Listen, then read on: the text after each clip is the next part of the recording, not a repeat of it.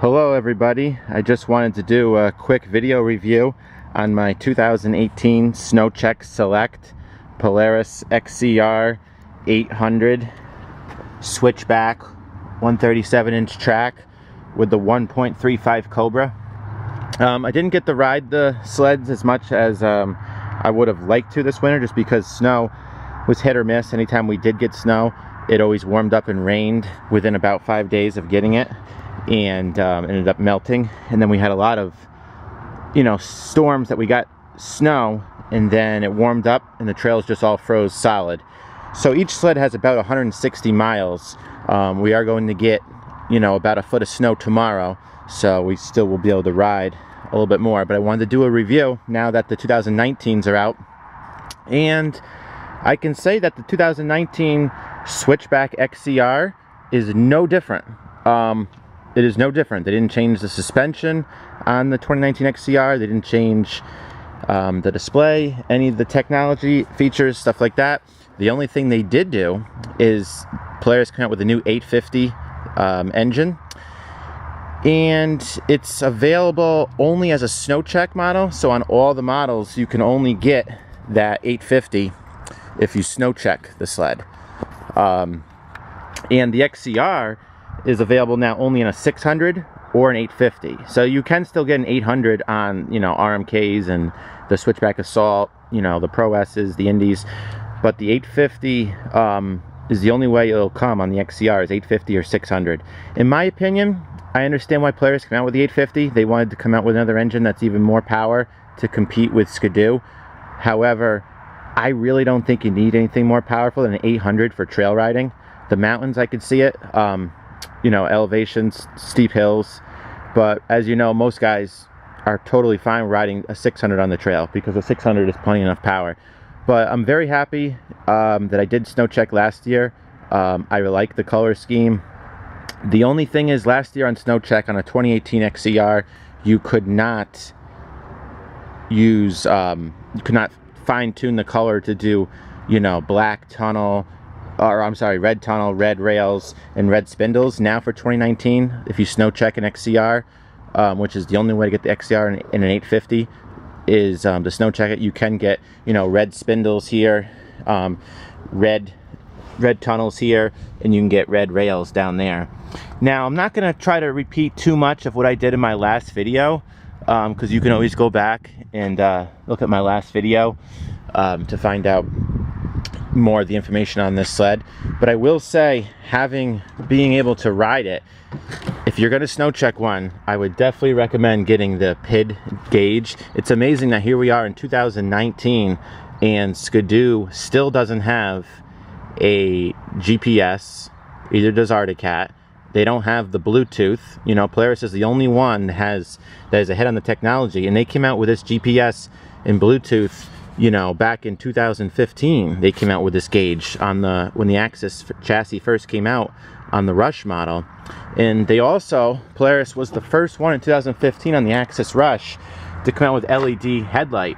And it's just amazing to me that here we are in 2019, Skidoo is still having halogen headlights on their sleds. And yeah, you can get a little aftermarket LED light that looks silly on a Skidoo, but why would you want that? And what's cool about the LED here on the Polaris, not only will it last forever, not burn out, when you put the high beam on, the low beam stays on at the same time. So you don't have to worry about losing your light up front when you put the high beam on, because the high beam will still give you that light up close because the low beam stays on. So that's really cool. Now about this gauge is just awesome. Yeah, so here's one display. It shows the fuel in bars and also 20%. And you press this button here.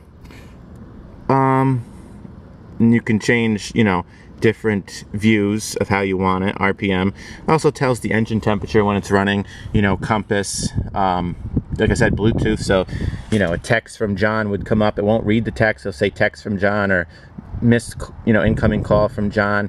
So if if John's snowmobiling with you and he's texting or calling you, then he must have stopped. Maybe he took a wrong turn, got lost. So, you might say, well, why do I need Bluetooth? Well, that's a really cool feature. Also tells your cell phone signal at the top, cell phone battery. It would tell that. map trails right here, and it tells you exactly where you are on the trails. And also there's no snowmobile trails right here, but it does tell snowmobile trails, like besides actually the GPS showing like roads and highways and stuff like that. The GPS actually tells snowmobile trails, the names of trails. So if say it's C4H, CHF, whatever it is. And what's really cool is we went riding this year out at Tug Hill, New York, and you can set a waypoint on the GPS. And when you set that waypoint, basically you can find your way back to the truck and trailer. And anywhere you ride, whether you have it on the GPS screen or not, it will you know, make black lines on the GPS screen, so you can just always follow that black line to get back to where you were. You know, and the compass is really nice, so if you know you're supposed to be going north most of the day and you go down a trail and you see yourself going east, you might turn around and, you know, because you know you're going the wrong way. But yeah, we just followed that black line. You know, we can get 100 miles away from the truck and trailer, and you know, when you approach intersections, to remember where you came from, it'll just, you know, just follow that black line, because it basically tracks your trails of where you came from. So that's really, really cool. You know, so it's amazing. You know, and you might say, well, I don't need a GPS. Well, these sleds are switchback, so sometimes you want to cut through the woods, you know, and take a shortcut or take the long way, and still maybe you might want to come back to the truck and trailer a different way than what you came, you know. So like when you set that as a waypoint, it's even going to have an arrow on the screen at all times pointing in the direction that you should be going back to that waypoint, and it'll tell you the distance that you are. So as I'm heading back towards the truck and trailer, it'll say I'm 50 miles away, you know, then eventually I'm 40 miles away, so I know I'm heading in the right direction, getting closer, that kind of thing, you know, even if I was taking a different route back. But other than that, 160 miles, like I said, I'm very impressed with the sleds. I know last year it was about $200 more for the XCR than the Pro S. Highly recommend it. I mean, you know, what you get on the XCR, you get a racing brake, you get beefed up components. You know, there's even this racing brake vent right here for cooling. But basically what Arctic Cat did is they made the XCR cross-country racer sled bulletproof right out of the box, meant to you know, do 2,000 miles across the state of Alaska for the Iron Dog, which it did win this year, and not break down. You know, and on the XCR, compared to the Pro S, it features additional race-inspired suspension components, including chrome moly rear pivot, heavy-duty FTS mount, solid hardened jack shaft, chrome moly front torque arm, strength-optimized reinforced rail beams, solid bogey wheels, and IQR rear axle wheels. And of course, the XCR comes standard with the 1.35 Cobra track, which is a really great track, where on the Pro S you can get it as 1.25, where now for SnowCheck for 2019 you can get the Pro S with a 1.25, or you can get this 1.35 now on the Pro S, or you can get the 1.5. But the 1.5 is, from what I understand, it's part of the track's 1.25, and I think it's only 1.5 on the edges. But this track's 1.3 on all the lugs, which is, I believe, the same 1.3 Cobra track that is available on the Assault 144. You know, it's a really great machine. And now for 2019, Polaris no longer makes the Pro X Switchback, because there wasn't really a need for the Pro X Switchback when they came out with the XCR, because the Pro X, you know, has 1 inch taller handlebars than the Pro S. Well, so does the XCR. The XCR handlebars are 1 inch taller than a Pro S handlebar, and I love how the XCR has the curved handlebar here that hooks, so you can really hold on to it. And on the Pro X, that set only came with a 1.75 inch track. But now when you snow check and spring order a XCR, you can get the XCR in this same track, the 1.35 Cobra, or you can get it in a 1.75, which is the same, you know, snowcross track that was available on the discontinued Pro X. Just to recap here, I know I mentioned this in the earlier video, but some of the accessories I got put on the sled. Obviously, got the red ski tips put on, because this XCR came with black. You couldn't snow check the red spindles and the red ski tips, and you couldn't snow check the red tunnel and the red rails, which you can now on 2019 XCRs. So I got the red ski tips, I got the Polaris red skid plate, Polaris Ultimate front bumper, of course the Polaris Ultimate rear bumper, which just allows you, you know, in the event that you did get stuck, it just allows you a lot better room to be able to pick up on the machine, to pick it up and move it around. And of course we got the cargo rack, which comes in the silver or the black. We got the black. We got the big Polaris storage bag. We got this little Polaris essential bag here, which is good for putting stuff in. And on my third accessory storage bag I put on is the inside the windshield bag, which is why I did not want to go with a shorter windshield, because if you went with a shorter windshield, they do make a windshield bag that's smaller for the shorter windshield, but I prefer to have this bigger one. Of course, I got the 12-volt accessory plug installed, which is really cool because you can charge your cell phone. And the purpose of this bag, you know, so your phone, put the cord from there right to here, so it's a really short run to charge your phone while you're riding. I did not get the handlebar bag because I think it's more like in the way. This is the Polaris heated shield cord that got put in very nice by the dealer, by the way, which the dealer I got this from was Sportline Power Products in Queensbury, New York. Highly recommend them. The owners are very knowledgeable. They both ride Polaris themselves. Of course, we got the Polaris handguards and we got the Polaris mirrors. Looking back, I probably wouldn't get the mirrors because you really can't run the mirrors and the handguards at the same time, because the handguards are in the way of the mirrors. You can't really see the mirrors, but you can see the mirrors when you get to a stop. You know, just turn the steering wheel, or I'm sorry, turn the handlebars a little bit, and then you can, the handguards will be out of the way of the mirror and you can see the mirror. But the handguards were more of a must because it really does block the cold air off your hands. So, you know, it's totally worth about $200 more for the XCR over the Pro S. Pro S might be a little too soft, you know, if you're more than 200-pound guy.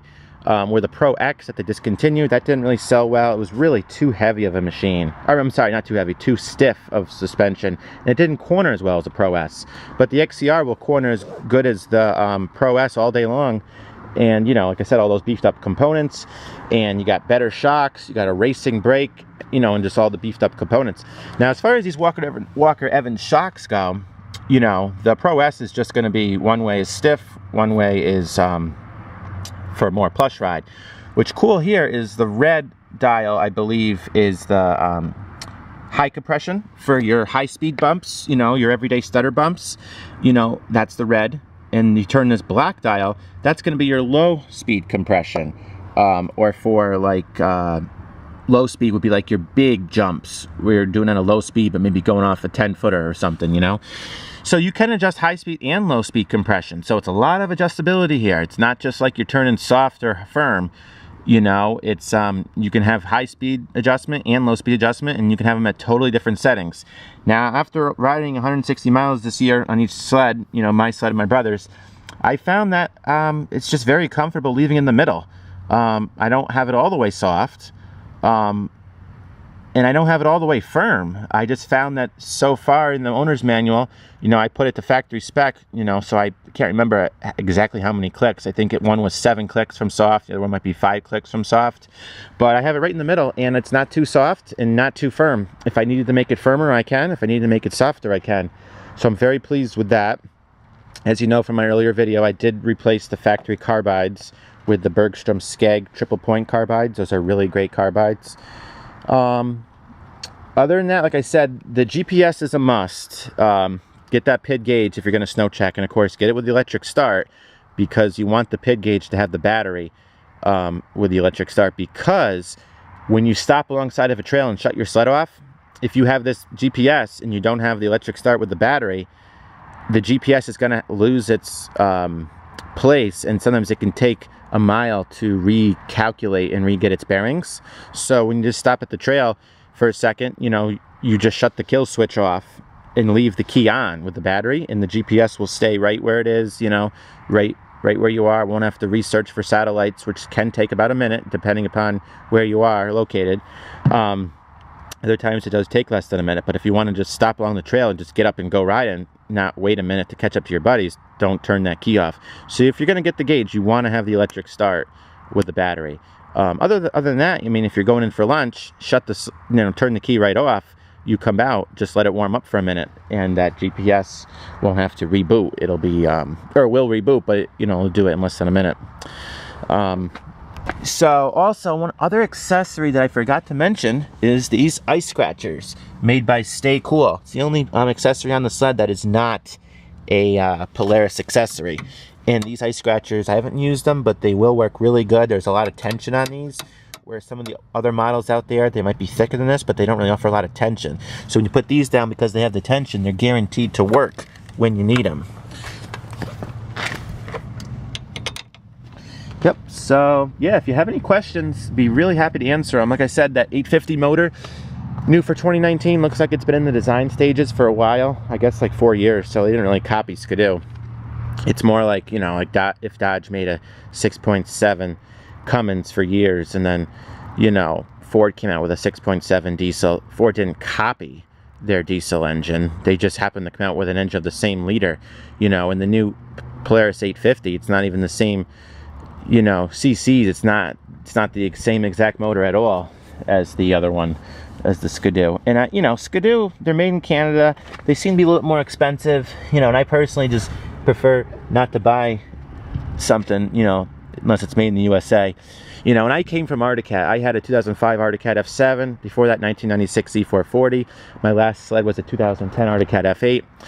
I left Arctic Cat because a lot of the Arctic Cat dealers around my area closed. Arctic Cat sales have been on the decline for a while. They do make a good product now, but I just saw more technology in the Polaris, like the GPS, the Bluetooth, the LED headlights. All that Polaris was the first on. And all the pros out west, they ride Polaris mountain sleds, and Polaris has really just been killing it. They haven't had warranty claims on these machines, recalls. They've just been doing really good lately and been in a really sweet spot, and I've heard a lot of good things about these sleds. I rode a Switchback Pro S 600 last year, fell in love with it, and that's why I knew I wanted to get a Switchback. And I see now that for 2019, Polaris does make a 129-inch track Indy, which before that Polaris, it was either 121 track or 137. 121's a little bit too short for me. It's great if you're doing just trails, but you can't really get off trail with a 121-inch track. 128 is really the standard size track, which they make that now in an Indy. But the 137-inch track is really becoming the new industry standard for trail riding, as you can get off trail more. So I'm really happy with this XCR 137. You can, get off onto the ungroomed trails, get off into more than, a foot of snow and be totally fine. And the Assault's a great sled too. The Assault's a 144-inch track, which that's more like a 50-50 crossover. If you have the Assault with a 1.35 Cobra, that 144-inch track is going to be about 50% on the trail, 50% off the trail. But the Assault, if you get the 1.6 track during snow check, or the 2-inch track during snow check, then the Assault's going to be more like 60% off trail, 40% on trail if you get the bigger lug. But really, this sled is all I need. If I was doing, most of my riding is on groomed trails. Love the 137. So smooth, really bridges the gaps on the bumps. But if I was doing more riding off trail, I would definitely get an Assault. But most of my riding is just on groomed trails, where the 137 is just an awesome track. And I really got to give a lot of credit to what Polaris did with the suspension. Sometimes people see these sleds and they say, I don't like the Polaris. It looks ugly in the back. Well, have you ever rode one? Have you ever tried it on a trail? Have you ever gone 50 miles an hour, down a trail with moguls? This suspension system here that Polaris has for the trails is genius. This is not something that they just thought of overnight when Polaris decided to rechange the whole back of a snowmobile like this, with this, the huge Walker Evans shocks. And, you got huge 2.0 Walker Evans shock down there. It really offers excellent, suspension feel. It just was one of the most comfortable rides I've ever had. Doesn't even compare to riding on the Arctic Cat. Although my Arctic Cat was a 2010, and I know the Arctic Cat's better now. I've heard other things that people don't really like those Arctic Cat QS3 shocks with only 3 settings, and that they really can't, get comfortable on it. this sled, the suspension is just absolutely awesome. So I'm very, very impressed. No complaints. Very happy with it. If you live in New York State, the only dealer you want to deal with would be Sportline Power Products in Queensbury, New York. Ask for Justin. He does the snow check orders. He's one of the owners, and he'll give you a really great deal. But these sleds are absolutely great, and it's nice to see, you know, the investment I did last year, how the 2019 XCR is no different. Just they don't make it an 800, they make it an 850. And when you do spring order a sled, like I said, that's the only way you can pick your colors and pick your GPS and electric start and all that. And also when you spring order, Polaris promises that the sled will sell at the lowest price possible. They can't sell at any price lower than a spring order until after January 1st of the year. And when you spring order a sled, they do give you a lot of extra coupons and money off accessories, things like that. If you have any questions about these sleds, feel free, write it in the comments. Be happy to answer them. Happy sledding.